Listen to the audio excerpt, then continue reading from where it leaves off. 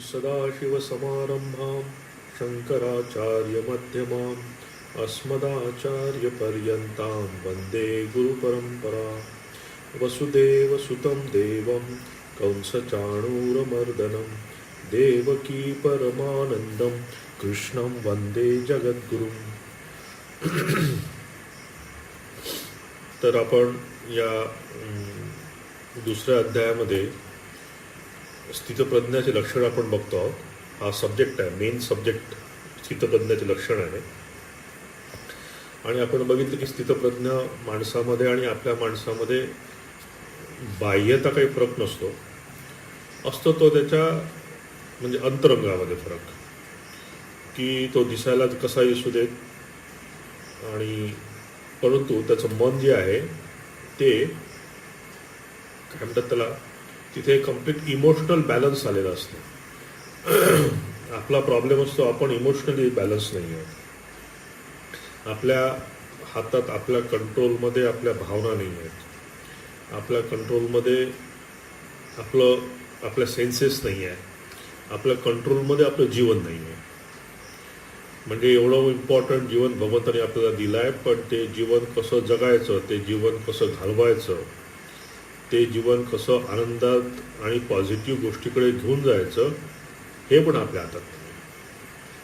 परंतु या स्थितप्रज्ञ माणसाच्या मध्ये तो काय, आता त्याला पहिल्यांदा मे बी सुरुवातीला त्याला या सगळ्या गोष्टी प्रयत्नपूर्वक कराव्या लागल्या. त्याला मे बी त्यासाठी शम दम उपरती तितिक्षा श्रद्धा समाधान या सगळ्या गोष्टींचा त्यांना उपयोग करावा लागला. परंतु ते केल्यामुळे त्यांच्यामध्ये जी शांती किंवा त्यांच्यामध्ये जो प्रसाद आपण मागच्या श्लोकामध्ये बघितलं होतं की राग द्वेष वियुक्तैस्तु विषयानिंद्रियैश्वरम आत्मवश्यैर्विधेय आत्मा प्रसादम अधिगच्छति, की ही मनाची जी प्रसन्नता, ही मनाची जी एक काय समभाव, समत्व मनाचं, आपल्या मनात समत्व नाही आहे. आपलं मन सदैव खालीवर. आता करोना आहे, आपण एकदम आपलं तळाशी आलो आहे. आपण आपल्या भावना सगळ्या तळाशी आलेल्या आहेत. जेव्हा आपण आनंदी असतो तेव्हा पुन्हा आपण आपल्या वरती जातो, पण आपल्यामध्ये समभाव कुठे नाही राहत. परंतु यांच्यामध्ये हा प्रसादमध्ये गच्छती, कारण त्यांच्यामध्ये मुख्य मूळ मुद्दा आहे की त्यांच्यामध्ये राग आणि द्वेष कुठला नसतो. कुठल्याही गोष्टींच्या काय म्हणतात त्याला, त्या बंधनात नसतात. की एखाद्या गोष्टीच्या मागे ते अट्रॅक्ट झाले किंवा एखाद्या गोष्टीचा द्वेष करायला लागले, ह्या इमोशनल म्हणजे इनस्टॅबिलिटीच्या वरती ते आले असतात. हे आपण प्रॅक्टिसने येऊ शकतो. म्हणजे जर आपण खरी साधना केली तर या साधनेमध्ये हे आपण नक्कीच अचीव करू शकतो. म्हणून इथे म्हणतात की राग द्वेष वियुक्तैस्तु, विषयांच्या मागे तो जात नाही, रागद्वेष त्याच्यामध्ये नाही आहे, आणि असा माणूस त्यालाच फक्त प्रसादम अधिगच्छति, त्याला खरा आनंद त्याला मिळतो.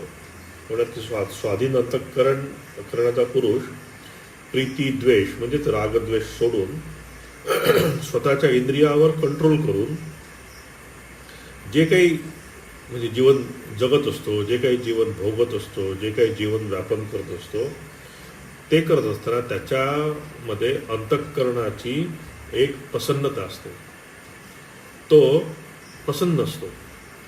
हे सगळं भोगत असताना, आपण सुख भोगत असताना सुद्धा आपण प्रसन्न नसतो.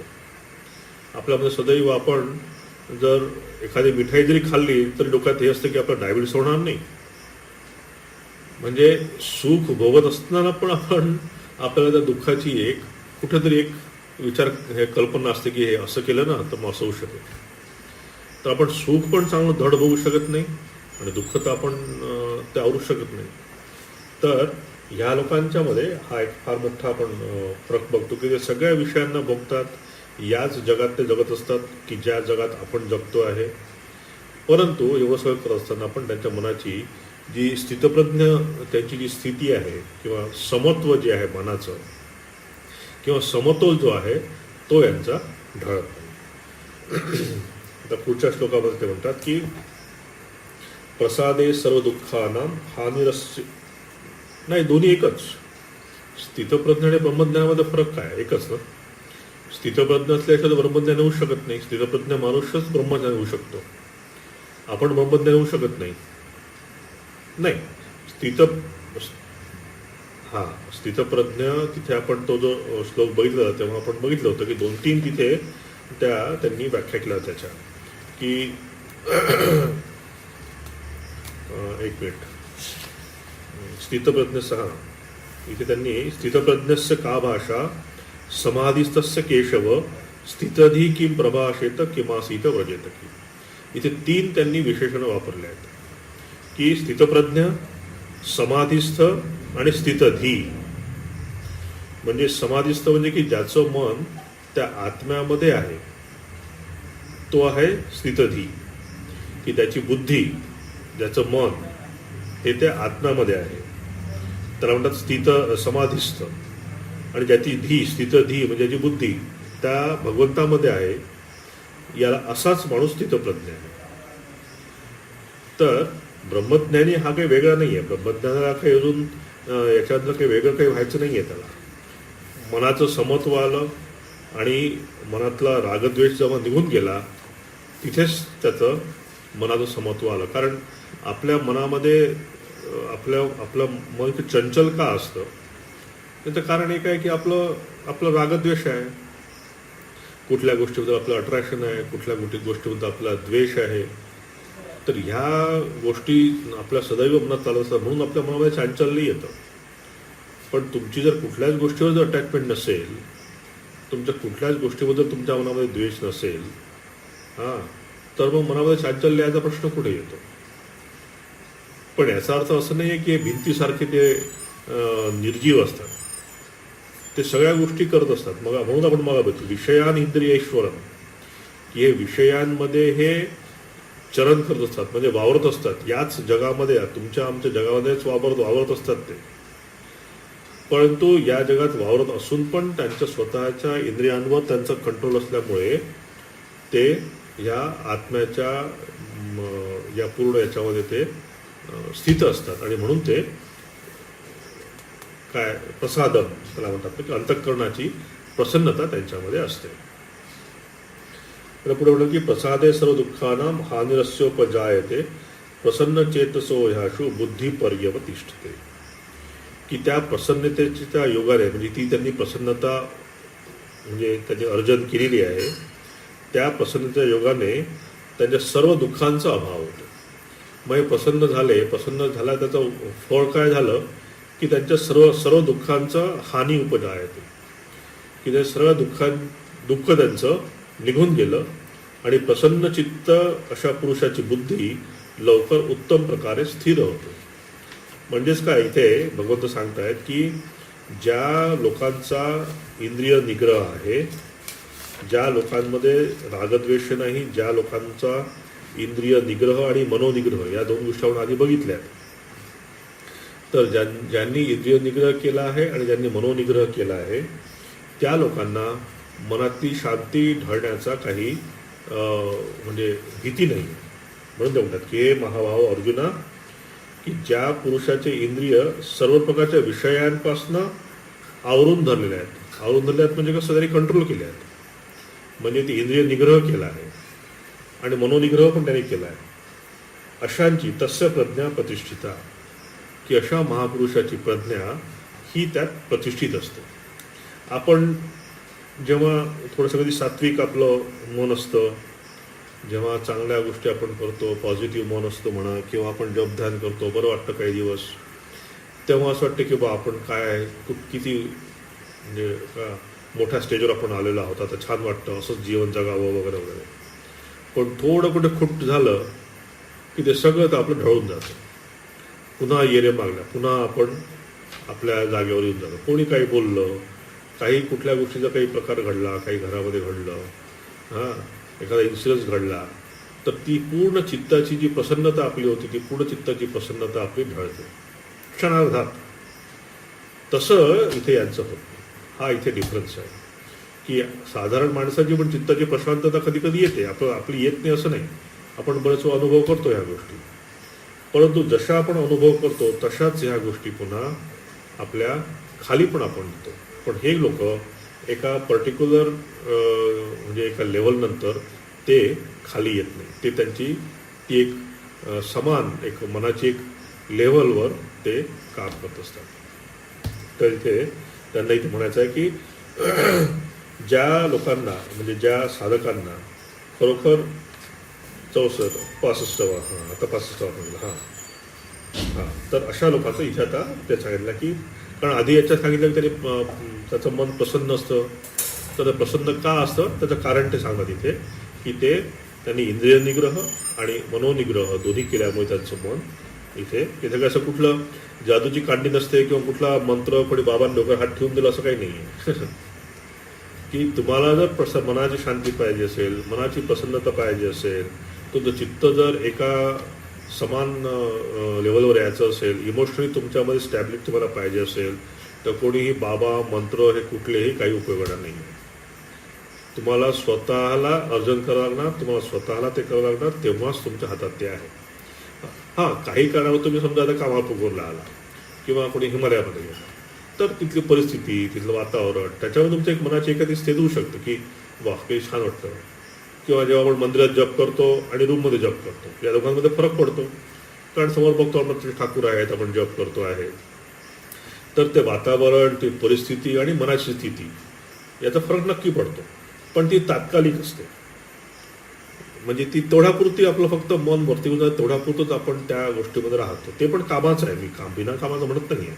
ॲटलिस्ट आपलं मन वरती जातं, ते मनाची सवय येते, मनाला आता थोडासा कुठेतरी आपल्याला एक असा आभास मिळतो की असेही काही शांत अशी काही स्थिती असू शकते.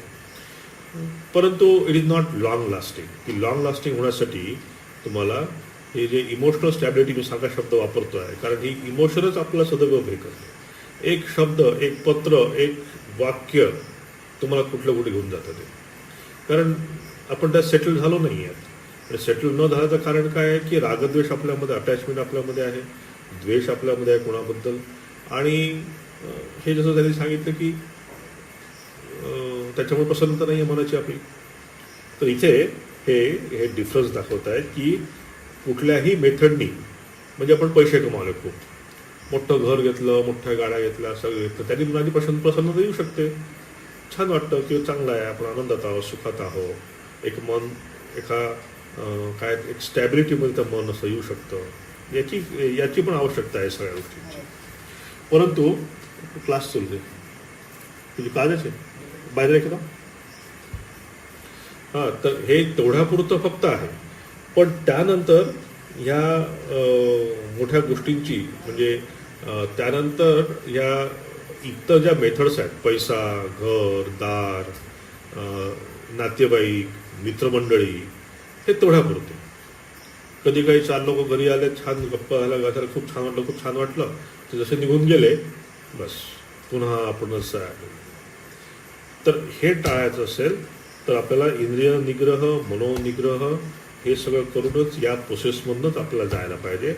आणि इथे म्हणून भगवंत सांगतायत की तो जो साधक आहे स्थितप्रज्ञ तो या सगळ्या प्रोसेसमधून गेला. आपण बघितलं आधी की तो गुरुकडे गेला, तिथे श्रवण, मनन, निधिध्यासन हे सगळं त्यांनी केलं, मनोनिग्रह केला, सगळा इंद्रिय निग्रह केला आणि त्या स्टेजमधून आल्यापासून तो आता या स्टेजला पोचला आहे. असंच काही तो पोचलेला नाही. पुढच्या म्हणतात नास्ति बुद्धी अयुक्तस्य न च अयुक्तस्य भावना न चाभावयत शांती अशांतस्य कुतः सुखम. इथे आता ते कम्पेअर करतायत की ज्या लोकांनी इंद्रिय निग्रह, मनोनिग्रह केला आहे असे लोक आणि आपल्यासारखे साधारण लोक, या लोकांमध्ये काय फरक आहे तेवढ्यात. न अस्ति बुद्धीर अयुक्तस्य न च युक्त भावना. म्हणजे अयुक्त म्हणजे साधनारहित पुरुष, साधनारहित पुरुषाच्या अंतःकरणात श्रेष्ठ बुद्धी असत नाही. श्रेष्ठ बुद्धी असत नाही म्हणजे हा विवेक असत नाही. तसेच त्या अयुक्ताच्या म्हणजे ज्यांनी म्हणजे जो साधनारहित पुरुष आहे त्याच्या अंतःकरणात आस्तिक भाव पण तयार होत नाही. आणि अशा माणसाचा जेव्हा ज्याचा आस्तिक भाव नाही आहे किंवा त्याची विवेक बुद्धी नाही आहे तर असा आस्तिक भाव नसतो. आस्तिक भाव नसलेल्या पुरुषाला शांतीही नसते.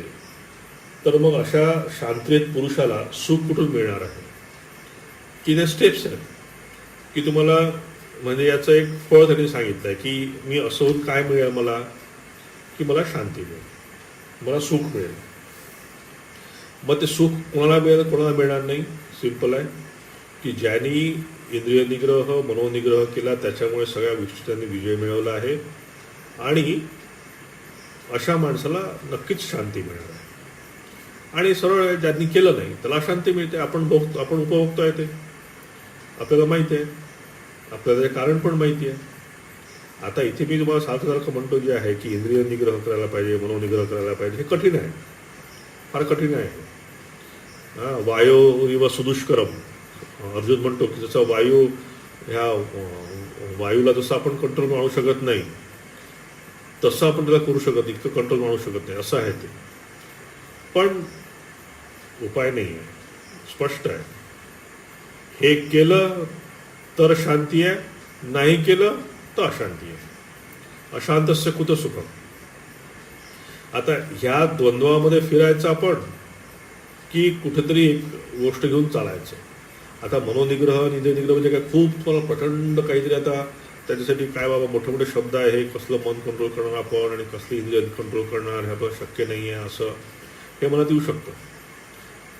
पण जसं श्रीरामकृष्ण म्हणतात की पूर्वेकडे जर आपण निघालो तर पश्चिम आपोआप मागे पडतो. त्याला याप्रमाणे घ्यायचं की हे खूप मोठं आहे. आणि कारण काय आहे ना, मनोनिग्रह वगैरे म्हटलं आपण तर लोकांना वाटते बापरे हे आपलं काम नाही आहे हो, हे मोठे शब्द आहे आणि ते कुठं काय आमचं मन त्याच्यामध्ये आहे. बरोबर आहे, हे मोठे शब्द आहेत आणि नाहीच आहे की मनाचा कितीही निग्रह तरी तो किती वेळा आपण मनाने खाली पडतो, किती वेळा इंद्रियाने खाली पडतो. तर हे आहे कठीण.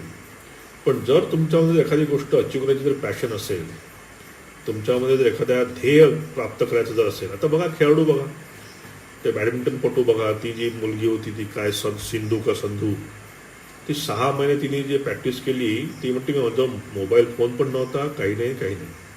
ती तपस्या आहे ती प्रकारची. ती 6 महिने वर्षभर तिने जर केलं नसतं तर ती टॉपला गेली नसती. एवढे मोठे मोठे खेळाडू म्हणजे कुठल्याही क्षेत्रात तुम्ही घ्या, कुठल्याही गोष्टीचं स्किल तुम्हाला जर मिळवायचं असेल तर you have to forget everything. तुम्हाला पूर्ण कम्प्लीट फोकसिंग त्या गोष्टीकडे असायला पाहिजे, म्हणजे आपोआप त्या गोष्टी सुटतात. आता या सगळ्यांचं फोकसिंग कुठे आहे की नाव कमवायचं, चांगला खेळाडू म्हणून पैसे कमवायचे असू दे, पण तो त्यांचा फोकल पॉईंट आहे. आणि त्यासाठी म्हणून ते त्यांना जे काही पाहिजे असेल, जितके काही श्रम आपल्याला घ्यायचे आहे, जितकं काही करायचं त्याचे तयार आहेत ते, जितकं काही खस्ता खायचे आहे, 8-8, 16-16 तास ते त्या ग्राउंडवर घाम काढतात. कारण त्याच्यामध्ये एक ध्येय आहे, उच्च ध्येय आहे की तो भाग वेगळा आहे, पॉईंट तो नाही आहे. पण असं जेव्हा तुमचं ध्येय असेल तर त्यावेळेस या गोष्टी सगळ्या मागे पडतात. आता या लोकांना वाटत नसेल का काय छान मस्त चमचमीत खावं, छान गोड खावं, हे करावं ते करावं, but they have to control diet. They have to control की मी फॅट व्हायला नको, मला हे नको व्हायला, त्या नको व्हायला, असाच डाएट घ्यायला पाहिजे किंवा शरीरात जसा पाहिजे तसा. त्यांनाही वाटत की आपण मस्त छान फिरावं, पण फिरू शकत नाही कारण सेलिब्रिटी झाले असतात. तर ह्या सगळ्या गोष्टी त्यांना कंट्रोल कराव्या लागतात, कारण ते काही इंटेन्शनली करत नाही. Because there is a passion, there is a ideal in front of them. ते जर ज्वलंत आयडिया आपल्यासमोर असेल तर ह्या गोष्टी सुपर होतात. हे थेरॉटिकली बोलायला ठीक आहे की मनोनिग्रह, इंद्रिय निग्रह वगैरे, पण तुम्ही असा एक एक इंद्रियाचा काढून तो निग्रह करू शकत नाही की नाही मी कानाला आता तुम्ही काय असं काही खराब ऐकणारच नाही, मी डोळ्याने काही खराब बघणारच नाही, असं करू शकत नाही आपण, इम्पॉसिबल. तर त्या मागचा जो फोर्स आहे तो काढून घ्यायला पाहिजे. आता जो फोर्स तो काही बघण्यामध्ये, काही ऐकण्यामध्ये, काही उपभोग घेण्यामध्ये त्याचा जो फोर्स त्यात लावायचा प्रयत्न करतो किंवा त्याचा तो नॅचरल टेंडन्सी जिकडे जायची आहे ती टेंडन्सी फक्त वळवायची, हे तिथे सांगितलं आहे. श्रीरामकृष्ण फार सुद्धा सांगितलं आहे की तुम्ही तिकडे जायचा प्रयत्न केला की आपोआप ते मागं पडतो. तुम्हाला काही पश्चिम मागे सोडतोय, पश्चिम मागे सोडतो असं करावं लागत नाही, आपोआप ती मागे पडते. तुम्ही पूर्वेला चालू ठेवा. आपला घोळ तिथे आहे की आपल्याला जायचं पूर्वेला आहे पण पश्चिम पण सोडायचं नाही. तिकडे जायचं आहे मला पण एकेरी सोडायचं आहे. नाचायचं आहे मला पण पूर्ण 2 हात वरती करून मला नाचायचं नाही, कारण बंगल्यात काहीतरी लपून ठेवलं, काहीतरी ठेवलं आहे, त्याच्यावर नाचता पण येत नाही आहे. असं हातात काहीतरी दाबून असं काहीतरी असं मी काहीतरी नाचायचा प्रयत्न करतो. सो असं करून ह्या गोष्टी क्लिअर सांगायला पाहिजे ना की बऱ्याच वेळा आपण ह्या म्हणजे आध्यात्मिक याच्यामध्ये बऱ्याचशा काही कल्पना असतात की नाही काय म्हणजे मी म्हणजे ठीक आहे ठाकूर सगळं करतात पण मी याच्यावर जास्त खूप भर देत नाही की काय आता ठाकूर करतील ठाकूर होईल ठाकूरच बघतायत ठीक आहे ठाकूरच बघतायत सगळं आय नो तुमचे ठाकूरच बघतायत माझं ठाकूरच बघतायत पण ठाकूर पण तुमच्याकडे बघून विचार करतो अरे तुला म्हणजे शिवा माझं साला तुला दिला आहे की हातपाय विवेक बुद्धी दिली आहे की तुला वापर की तुला एवढं चांगलं शरीर दिलं आहे एवढं चांगलं मन दिलं आहे एवढं चांगली बुद्धी दिली आहे तर वापर केव्हा करणार काही तर वापर कर म्हणजे दोन मुलं जर बिझनेस करत असतील एकाने डुबवला बिझनेस आणि एकाने बिझनेस वरती नेला तर बाप कोणाला पुन्हा पैसे देईल जो त्या म्हणजे 1 लाखाचे 2 लाख रुपये त्याला पैसे पुन्हा देईल ते इन्व्हेस्ट करायला की 1 लाखाचे 10,000 कोण ठेवले त्याला पैसे इन्व्हेस्ट करायला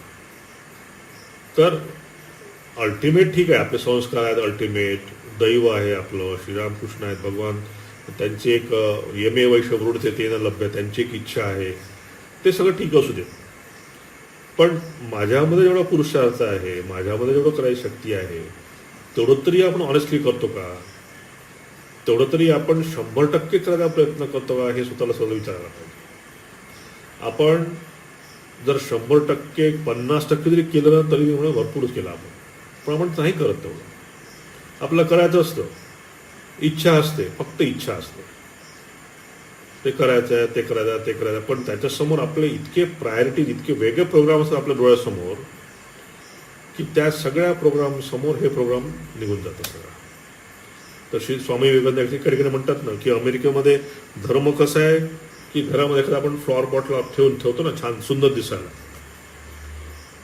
तसं व्हायला नको की नाही आम्ही धर्म करतो ना आम्ही जप ध्यान करतो हां मंदिरात जातो आम्ही आश्रमात जातो आम्ही हां ते स्वामी माझ्या ओळखीचे आहेत ते स्वामीच्या ओळखीचे आहेत इथपर्यंत सीमित असायला नको ह्या सगळ्या गीता वाचनाचं गीता अभ्यासाचं याचं जर माझ्या इंटरनल ट्रान्सफॉर्मेशन माझं जर होत नसेल माझ्यामध्ये काही फरक पडत नसेल म्हणजे माझ्यामध्ये म्हणजे काय मी लठ्ठ किंवा बारीक म्हणत नाही माझ्या बघण्याच्या दृष्टीमध्ये जर फरक होत नसेल मी जर या जगाकडे या माणसाकडे माझ्या स्वतःकडे जर मी तेच एक बघत असेल त्याच सारखं जर बघत असेल तर ते वाचणं किंवा ते जपध्यान किंवा तो काही आध्यात्मिक प्रवास होत नाही तर ही दृष्टी बदलायचं काम अध्यात्म करतो अध्यात्म बाकी काही करत नाही अध्यात्म तुम्हाला काही सांगत नाही काय करायचं काय नाही फक्त अध्यात्म किंवा वेदांत सांगतं की तुम्ही दृष्टी बदला जी गोष्ट तुम्ही बघताय तीच गोष्टी साधारण माणूस पण बघतोय आणि एक ब्रह्मज्ञानी पण बघतोय पण त्याची दृष्टी वेगळी आहे याची दृष्टी वेगळी म्हणजे एकच समुद्र आहे एकच लाट आहे आपल्यासारखे साधारण लोक ती लाट बघतात वेगळी आणि आपण समुद्र वेगळा बघतात पण हे लोक फक्त पाणी बघतात ती लाट वेगळी बघतच नाही समुद्र पण पाणीच आहे लाट पण पाणीच आहे यात झालं काय की फक्त दृष्टी चेंज झालेली आहे तर वेदांत ही दृष्टी बदलायला सांगतो आणि म्हणून इथे म्हणतात ते की तस्य प्रज्ञा ही नास्ती बुद्धिरचना हां की ज्या लोकांनी ह्या सगळ्या गोष्टींचं म्हणजे आचरण करून त्यांच्यामध्ये ट्रान्सफॉर्मेशन झालेलं आहे अशा लोकांना शांती मिळते आणि अशा लोकांना सुख मिळतं क्लिअर आहे एकदम त्यांनी क्लिअर केलं आहे यात काही घोळ ठेवलेला नाही त्यांनी कुठेच ॲम्बिग्विटी याच्यामध्ये नाही आहे स्टेटमेंटमध्ये ते सरळ विचारलं अशांतस्य कुठं सुखम मी अशांत आहे मला ते पूर्ण सुख मिळत नाही मला समाधान मिळत नाही जीवनामध्ये म्हणजे समवेअर इज प्रॉब्लेम सिम्पल आहे म्हणजे आपण म्हणजे घरात म्हणतो ना की म्हणजे फ्रीजमध्ये तुम्ही काही ठेवलं आहे थंड होत नाही आहे प्रॉब्लेम कुठे आहे फ्रीज काम करत नाही आहे म्हणून थंड होत नाही आहे फ्रीज जर छान काम करतं पाणी थंड होईल हां आपण पाण्याला दोष देत नाही तसंच आपलं की आपल्या जीवनात जर सुख नसेल आपल्या जीवनात जर समाधान नसेल तर कुठेतरी आपलं चुकलं आहे क्लिअर व्हायला पाहिजे हां आता ते प्रत्येक साधारण शोधून काढायला पाहिजे कुठे चूक होत आहे माझं कुठे अडत आहे किंवा काय करायला पाहिजे काय नाही करायला पाहिजे आता हे सगळं करत असताना एक लक्षात ठेवायला पाहिजे की आपण उत्साह सोडायला नको बऱ्याच वेळा साधक उत्साह गमावून बसतात बरेच साधक संन्यासी साधू सगळे की ते करायचा प्रयत्न करतात असं म्हणत नाही मी सगळे सिन्सिअरली प्रयत्न करतात प्रत्येक साधू ब्रह्मचारी म्हणा प्रत्येक गृहस्थ भक्त म्हणा हे सगळे लोक सिन्सिअरली करायचा प्रयत्न करतात बट कुठेतरी गाडी अडकून जाते. त्याच्या प्रयत्नांमध्ये कुठेतरी काय म्हणतात त्याला, प्रयत्न कुठे कमी पडतात. त्याची सिन्सिअरिटी असते, तर हीच सिन्सिअरिटी त्यांना हळूहळू पुढे घेऊन जाणार आहे. म्हणजे एक फक्त लक्षात ठेवा की ठाकूरांच्या म्हणण्यावर की भावाच्या घरामध्ये चोरी नको. ठाकूर भावेर घरे म्हणजे काय चोरी व्हायला नको, की मी आज हे करू शकत नाही आहे, दॅट्स ऑल. पण not that to show something, मी जे नाही आहे ते दाखवायचा प्रयत्न करायचा लोकांना, मी असं आहे तसं आहे. डोंट डू दिस. याच्यातच लोक जातात सगळे. यातच बऱ्याच साधूंचे पण आम्ही बघितलं की हे अनुकरण करण्यामध्ये, दाखवण्यामध्ये बऱ्याच गोष्टी जातात. तर जेवढं मी करतोय दांभिकपणा म्हणा, किंवा बऱ्याच वेळा ते काय असं अट्रॅक्ट करतं, असं वाटतं की नाही हे असंच आहे, असं केलं तर चांगलं आहे. तर मला काय म्हणायचं की 5% करतोय, we should be honest with that 5%. सगळ्यांनाच काही तेवढं हे नाही आहे. कोणी 50% करतायत, मी त्या 50% जो करतोय त्याचं अनुकरण करू नये. नाही तर काय होईल ना, मी 50% शो करतोय, मी 50% पोचल्याचा, पण मी पोचलो 50% नाही तर 5%च मी इथं थांबलेलो आहे. आणि ही गॅप शेवटपर्यंत राहील. ही गॅप केव्हा समजेल की जेव्हा खरोखर तुमच्यावर काही गोष्टीचा आघात होतो, तुमच्यावर काहीतरी एखादी घटना तुम्ही जीवनामध्ये घडते, त्यावेळेस समजतं की किती तुमच्यामध्ये ती स्ट्रेंथ आहे, किती तुम्ही ते बॅलन्स करू शकता, किती तुम्ही ते सहन करू शकता, किती तुमच्यामध्ये इमोशनल स्ट्रेंथ आहे. ही तेव्हा कस लागतो त्याचा. जर त्याचं खरोखर जर असेल तो त्यात करून निघून जातो, पण त्याच्यामध्ये नुसतं दाखवायचं आहे त्यासोबत, तेव्हाच ते खचून जातात, काय म्हणतात त्याला, डिप्रेस होतात किंवा काय काय होतात. सो जिथे आपण आहे, ज्या पायरीवर आहे, तिथपर्यंत ऑनेस्टली आपण करायचं. 5% ठाकूरने आपल्याला तेवढंच दिलेलं आहे. ठाकूर म्हणतात ना की त्या सापाला देवांनी विष दिलं आहे, तर काय करणार, तो विषच मारणार ना. तसंच देवाने आपल्याला 5% दिलं आहे सध्या, पण मी त्याचा ऑनेस्टली 5% उपयोग करतोय. आणि श्रीरामपूर जसं म्हणतात की जसं ती बाळाबाई जसं तिचे महिने वाढत जातात, हळूहळू तसं होतं, तसं तिचे कामं कमी करतात श्रीरामकृष्ण म्हणतात. तर तसंच होईल की तुम्ही जर ऑनेस्टली साधना करत राहिला तर तसंच तुम्हाला परिस्थिती मिळते, तसंच एन्व्हायरमेंट मिळतं. त्याचप्रमाणे हळूहळू भगवंत तुमच्यासाठी तयार करून घेईल. आज जर तुम्हाला समजा असं सांगितलं की बाबा तू काही काळजी करू नको, तुला 24 तास इथे बिलकुल 7 स्टार हॉटेलमध्ये तुला ठेवतो, एकदम खाण्यापिण्याची हे नाही, नुसताच फोन लावला की तुला कुठलं सूप पाहिजे, खाण्यापिण्याचं पाहिजे, काय पाहिजे, तू इथे कर, 1 महिना राहा, 1 पैसा तुला द्यायची आवश्यकता नाही आहे. बघा किती लोक राहू शकतील. 7 स्टार हॉटेलमध्ये त्यांना ठेवलेलं आहे.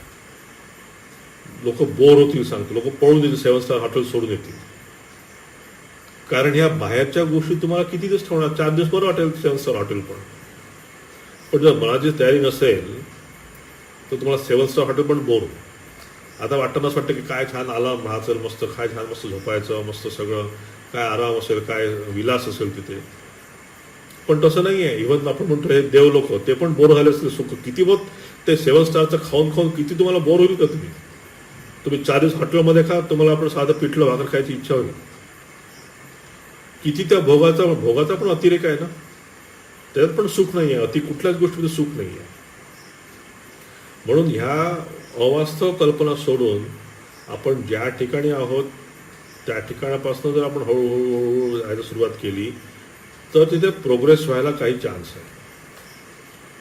आणि जेव्हा आपण जेव्हा आपण सिन्सिअर प्रयत्न करतो तेव्हा 100% सांगतो तुम्हाला, आपोआप त्या गोष्टी घडत जातात. भगवान तुमच्यामध्ये तुम्हाला त्याप्रमाणे प्रोत्साहन देत जातो, त्याप्रमाणे तुम्हाला तो घेऊन जात जातो. म्हणून या सगळ्या बऱ्याच वेळा ह्या गोष्टी ऐकताना, निग्रह वगैरे वगैरे सगळं बघताना बऱ्याच वेळा डिप्रेस होतो साधक. त्याचा तो फोर्स जातो त्याचा हे करायचं की नाही आपल्याला शक्यच नाही आहे, हे फार कठीण काम आहे, अध्यात्म वगैरे वगैरे, हे मला शक्य नाही आहे. तर असं न होऊ देता तो उत्साह कायम ठेवायला पाहिजे. त्या एका श्लोक आहे ना तो, उत्सेक मुदधेर यद्वत, काय असं तो एक श्लोक आहे, खूप आता आठवत नाही आहे, की ते फार छान आहे. की समुद्राच्या काठी एक झाड असतं आणि त्या झाडावर 2 पक्ष्यांचं घर असतं आणि त्या घरांच्या त्या पक्ष्यांनी त्यांनी अंडी टाकली असतात त्या पक्ष्यांनी. तर त्या पाण्याची लाट जोरात येतं आणि पूर्ण झाड हालतं वगैरे आणि ते अंडी पडतात त्या पाण्यामध्ये. तर तो चिमणा त्या चिमणीला म्हणतो की काय कशाला घाबरते तू, तुझं अंड पडलं ना, ठीक आहे, आपण आपल्या चोचीने ते पाणी घेऊन तिकडे टाकत राहू, असं पाणी टाकलं की तो समुद्र खाली होईल आणि आपलं अंडी आपली मिळतील. हा उत्साह असायला पाहिजे की त्या चिमणीची चोच, त्यात किती पाणी येणार आहे आणि किती पाणी तू इकडून काढून तिकडे टाकणार आहे, तर शक्य आहे का, is impossible task. But still that उत्साह आहे त्याच्यामध्ये की नाही. तो तिथे त्यांनी हार मानली नाही, तिथे त्यांनी असं केलं नाही की शक्य नाही मला हे. तो उत्साह कायम ठेवणं, साधनेमध्ये उत्साह कायम ठेवणं फार महत्त्वाचं आहे. साधना सगळे लोक फार सुरू करतात, खूप जोरात सुरू करतात, परंतु तो उत्साह कायम ठेवणं, ते कायमस्वरूपी घेऊन जाणं, ती साधना वर्षानुवर्ष, ते काही दिसत नाही. श्रीराम श्रीराम श्रीराम करतो आपण, कुठलं कधी श्रीराम दिसत डोळ्यासमोर, एक दिवस पण ते चमकत पण नाही ठाकूरांचं काही, तरीही वर्षोनवर्ष ते श्रीरामकृष्ण श्रीरामकृष्ण करत राहायचं. कधी स्वप्नात पण दिसत नाही, तरी श्रीरामकृष्ण श्रीराम. कोणीतल्या गुरु भेटले, गुरुनी सांगितलं हे नाव जप आणि करतोय. तर अशा ह्याच्यामध्ये सांगायचा उद्देश कसा की तो उत्साह कायम ठेवणं, शास्त्रावर विश्वास ठेवणं, गुरुवर विश्वास, शास्त्रस्य गुरुवाक्यस्य सत्यबुद्धी अवधारणं, की शास्त्रात सांगितलेलं आहे, गुरुनी सांगितलं आहे, ती सत्यबुद्धी अवधारणं, ती धरून ती साधना उत्साह कायम ठेवत जाणं. केव्हा तरी माझा नंबर लागेल, केव्हा तरी सूर्योदय होईल, हा उत्साह कायम ठेवणं हे साधकासाठी फार मोठं काम आहे, महत् काम आहे. ज्या साधकांनी हा असा उत्साह कायम ठेवून जातोय त्यांना केव्हा ना नक्कीच सक्सेस मिळतो, नक्कीच कुठेतरी त्यांच्या जीवनामध्ये काहीतरी आलेलं असतं. पण ते उत्साह सोडून देतात, निराश होतात, किंवा मग हे इकडे होत नाही का, मग पॉवर पोझिशनच्या मागे लागणं, नेम फेमच्या मागे लागणं, इकडे जर आपण डायव्हर्शन केलं तर तो उत्साह एकच आहे पण उत्साह सरकला. म्हणजे जसं आपल्या मग आपण त्या क्रिकेट प्लेअरचं उदाहरण बघितलं आपण, की त्यांचा जसा फोकस वेगळा असतो, तो फोकस इथे चेंज झाला. माझा फोकस मला वेगवेगळे ठेवायला पाहिजे होता, पण तो फोकस चेंज झाला. तर हे म्हणजे साधकासाठी वर्षोनवर्ष, दिवस रात्र हे करत राहणं, दीर्घकाल नैरंतर्य सत्कार आसेवित, राजयोगात म्हणतात की दीर्घकाल, माहीत नाही किती वर्ष होईल की नाही तेही माहीत नाही, दीर्घकाल नैरंतर, त्याच्यामध्ये सातत्य ठेवणं, 1 दिवस 2 दिवस 4 दिवस सातत्य ठेवून करणं, नैरंतर्य आणि सत्कार आसेवित, हा सुंदर शब्द आहे की खूप श्रद्धापूर्वक, खूप उत्साहपूर्वक, खूप प्रेमपूर्वक. काय आता गुरुनी सांगितलं आहे, ते गुरुंना शब्द दिला आहे, मग 108 करा काहीतरी आपलं, मग सकाळी करू, मग नाही सकाळी झालं नाही मग संध्याकाळी करू, नाही संध्याकाळी मग झोपताना करू, हे असं त्यांना अपेक्षित नाही आहे. सत्कार असेल की तिथे प्रेम, तिथे भक्ती, तिथे श्रद्धा, ह्या सगळ्या तिन्ही गोष्टी घेऊन मी दीर्घकाळ नैरंतर्य ते घेऊन जातो आहे, ही खरी साधकाची म्हणजे त्याची ही असं. आणि अशा प्रकारे साधना केल्यानंतर त्या साधकामध्ये ट्रान्सफॉर्मेशन होणं हे 100% आहे. त्याच्यामध्ये ट्रान्सफॉर्मेशन व्हायलाच पाहिजे. हे इथे चॅलेंज जिथे सांगितलं की एकदम गणित आहे. तुम्ही असं केलं की तुम्हाला तुमचं मन समाधानी होणार, तुम्ही असं केलं समाधान झालं की तुम्हाला शांती मिळणार, याकडे दुसरं काही गणित नाहीच आहे. असं नाही केलं तर तुमचं मन अशांत राहणार, अशांत राहिलं की तुम्हाला सुख मिळणार नाही, बस संपलं. कुठल्या बाबाजीकडे जातात तुम्ही बघायला, हे विचारायला, सांगून दिलं का श्लोकामध्ये त्यांनी काय करायला पाहिजे काय नाही. सो या श्लोकामध्ये त्यांनी खूप सुंदर सांगितलं की सुख कसं मिळवायचं, मनाचं समाधान कसं मिळवायचं, आणि आपण कुठे ते हे करायला पाहिजे.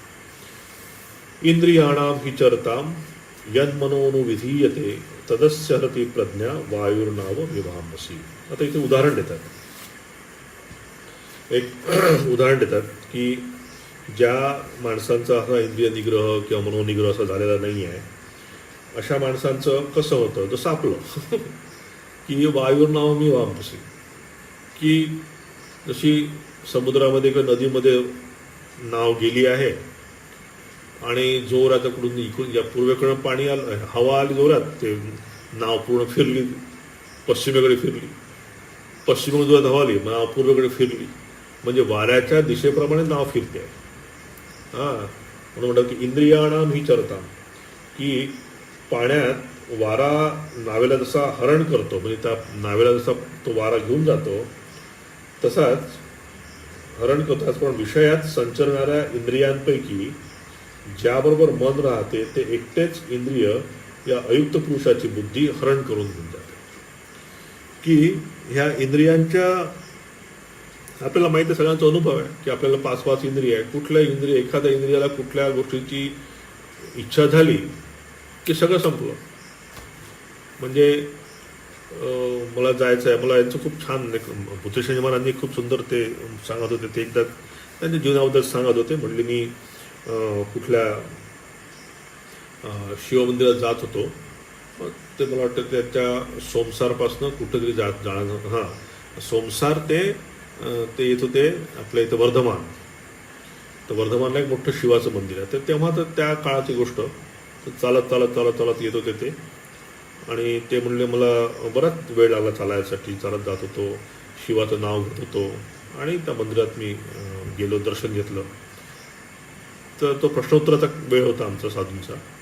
तर तेव्हा महाराजांनी विचारलं, हो म्हटलं महाराज त्या रस्त्यावर तिथे खूप ते प्रसिद्ध आहे, केळीचे वनं आहेत तिथे. म्हणले खूप केळी आहेत तिथे, खूप मोठे मोठे, आम्ही जाऊन आलो, बघितलं म्हणजे केळीचे वनं. महाराज ते म्हणलं, आज काय शब्दात म्हटलं, मला केळी खायचा माझा उद्देश नव्हता. म्हणलं माझा उद्देश होता शिवाचं दर्शन करणं. काहीच नाही दिसलं ते. आपण चाललो आहे, कुठे चाललो आहे, मठात जायचं आहे, आपल्याला आरतीला जायचं आहे, एक मॉल चालू आहे, ते आपल्याला घ्यायचं आहे, ते कपडे घ्यायचे नाही, जाऊन पाटकन जाऊन बस गेलो मॉलमध्ये, बस संपलं. 1 तास 2 तास कुठं कोणाचे कसे काय समजत नाही. गेलं तिकडे मठ गेलं, आरतीला सगळं गेलं. तर हे इंद्रियाणाम ही चरता, की वेवर्ड माइंड. हां, इथे वायू हवा जी म्हटली आहे की इट्स वेवर्ड माइंड, की एखादं गोष्ट आपल्याला लगेच फिरून टाकते, पूर्वेचं पश्चिमकडे जातं आपलं पूर्ण. हां, हे वेवर्ड माइंड आपल्याला तस्य प्रज्ञा प्रतिष्ठिता, हां, की आपलं इतकं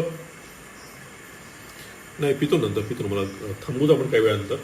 कारण काय होतं ना, मी मागच्या वेळेस बघितलं की 1 तास वगैरे जास्त बोललं तर हा जबडा दुखतो पूर्ण, आणि हा जबडा जवळपास 2 दिवस दुखायला थांबत नाही. आपण मागच्या वेळेस बघा रविवारी क्लास घेतला की केव्हा घेतला होता क्लास आपण? सोमवारी का? हां, सोमवारी. माझा आज सकाळपासपर्यंत थोडंसं बरं होतं, तेव्हा थोडंसं थांबलं ते. हां, तो हा श्लोक चालायचा आपण थांबूच, तेव्हा घेतो पाणी वगैरे व्यवस्थित मी. तर इंद्रियाणाम ही चरताम यन म्हणू. इथे थोडक्यात त्यांनी सांगितलं आहे की आता ह्याच्या आधीच कोणाला सुख मिळतं आणि कोणाला शांती मिळते त्याचा त्यांनी इथे उहापोह केला. इथे ते म्हणत आहेत की ज्या माणसाची इंद्रिय सदैव आउटवर्ड आहेत, की जे माणसं, की जे लोक, इथे सामान्य लोकांची गोष्ट नाही आहे, साधकांची गोष्ट आहे. हे लक्षात ठेवायला पाहिजे की ज्या लोकांना अध्यात्म पाहिजे त्यांचंच सगळं इथे वर्णन आहे. आपण एखाद्या रस्त्यावरच्या माणसाचं उदाहरण इथे घेऊ शकत नाही, कारण त्याला नकोच आहे भगवंत. हां, तो सदैव त्या इंद्रियांच्या ह्याच्यातच लागलेला आहे, तो सदैव इंद्रियांच्या मागेच आहे, इंद्रियांचं सुख भोगण्यासाठीच तो आहे. तर जीवनाचा उद्देशच तो आहे की इंद्रिय सुख घ्यायचं.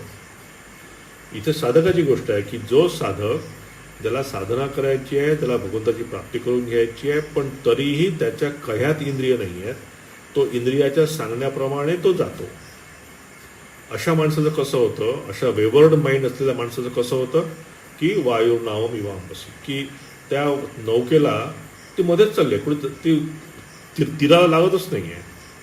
हवा आली तिकडे झोप तिकडे गेली, इकडून हवा आली तिकडे हवा तिकडे गेली, इकडून हवा तिकडे गेली, ती तीराला पोचतच नाही आहे. तर असा साधक, जो साधक या तीरावरनं त्या तीरावर जायचा प्रयत्न करतो आहे, अशा साधकाचं जर वेवर्ड माइंड असेल, त्याचं जर मन कंट्रोलमध्ये नसेल. आता जेव्हा आपण माइंड कंट्रोल म्हणतो तेव्हा आपण असं खूप मोठा तो शब्द घ्यायला नको किंवा एकदम मनावर विजय असं नको, पण ॲटलिस्ट मी समजा जपध्यान करायला बसलो आहे किंवा माझी समजा एखादी जपाची वेळ आहे, त्यावेळेस मी इतर काही करू नये. म्हणजे मी जस्ट प्रॅक्टिकल सांगतो की मला समजा माझं संध्याकाळी 6 वाजता बसायची माझी इच्छा आहे, रोज 6 वाजता आपण जपाला बसू, तर ॲटलिस्ट त्यावेळेस आपण बसावं. त्यावेळेस आपल्या माइंडनी दुसरं काही खुडपट काढू नये की नाही तेही करायचं नाही, ती तर सेवाचं आहे, मग तेही तर कामाचं आहे, मग तिथे ते फालतू गोष्टी आणू नये. ही सेवा बिवा सगळे नंतर. मी 6 वाजता म्हटलं ना बसायचं, because it shows your resolve of your mind, it shows control also, की तुम्ही किती ॲटलिस्ट त्याच्यावर कंट्रोल आणताय, किती तुम्ही त्या गोष्टी फॉलो करताय. कारण हे मन सदैव जबाबदारापासून पळायचा विचार करतं, कारण he doesn't want to face reality. डोळे लावून बसला की तुम्हाला लक्षात येतं की माझं मन भरकटतं आहे, डोळे लक्षात लक्षात की तुमच्यामध्ये किती गोष्टी आहेत, त्यांना आपल्याला फेस करायचं नसतं म्हणून आपण जबाबदारापासून पळतो. पण हळूहळू हे असं करता करताच मन केव्हा तरी बसेल. म्हणजे त्या गोष्टीवरून पळून जाण्यात काही अर्थ नाही आहे.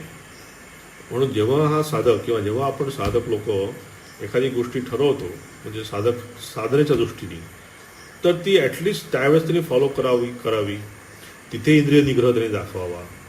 हां, मग जेवायला बसल्यानंतर एखादा रसगुल्ला आला, मला खूप इच्छा नाही आहे खायची, पण बाबा दे बरं मी खातोच, ठीक आहे, इट्स ओके, ग्रँटेड, त्याने काही फरक पडत नाही.